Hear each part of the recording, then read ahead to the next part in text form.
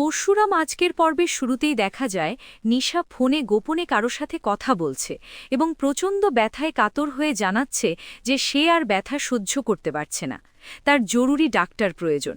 সে জানায় ওপর থেকে পড়ে গেলেও তার গুলিটি লাগেনি, আর এই ঘটনাকে ঘিরে তার স্বামী নিয়ে সন্দেহ আরও বাড়ছে। এদিকে স্পেশাল ব্রাঞ্চের টিম ঘটনাস্থলে পৌঁছে তদন্ত শুরু করে এবং ফরেন্সিক রিপোর্টে জানা যায় সেখানে পাওয়া রক্ত আদৌ মানুষের নয়।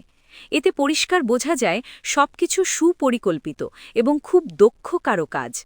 তদন্তে প্রশ্ন ওঠে, গুলি আগে চলেছে নাকি তরুণীকে দেখার পর, কারণ এটিই নির্ধারণ করবে কেন গুলি লাগেনি। অন্যদিকে বাড়িতে বিয়ের আয়োজন, বরযাত্রা আর উৎসবের প্রস্তুতি চললেও ভেতরে ভেতরে সবার মনে অজানা দুশ্চিন্তা। নিশা ডাক্তারের কাছে গিয়ে পরীক্ষা করায় এবং প্রচণ্ড ব্যথা থাকা সত্ত্বেও দায়িত্ব আগে রাখার কথা বলে শক্তিশালী পেইন কিলার নিতে জেদ ধরে।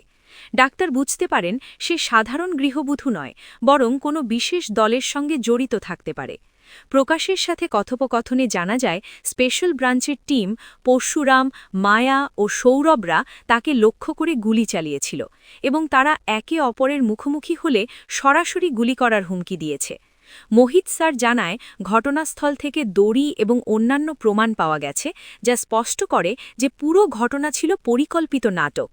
সবাই বুঝতে শুরু করে মেয়েটি শুধুই গৃহবধূ নয়, সে অত্যন্ত এক্সপার্ট এবং বিপজ্জনক পরিস্থিতি সামলাতে পারে।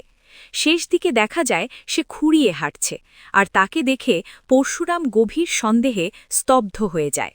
রহস্য আরও ঘনীভূত হয় এবং ঠিক এখানেই পর্ব শেষ হয়। এখন অপেক্ষা পরবর্তী পর্বে আসল সত্য প্রকাশের।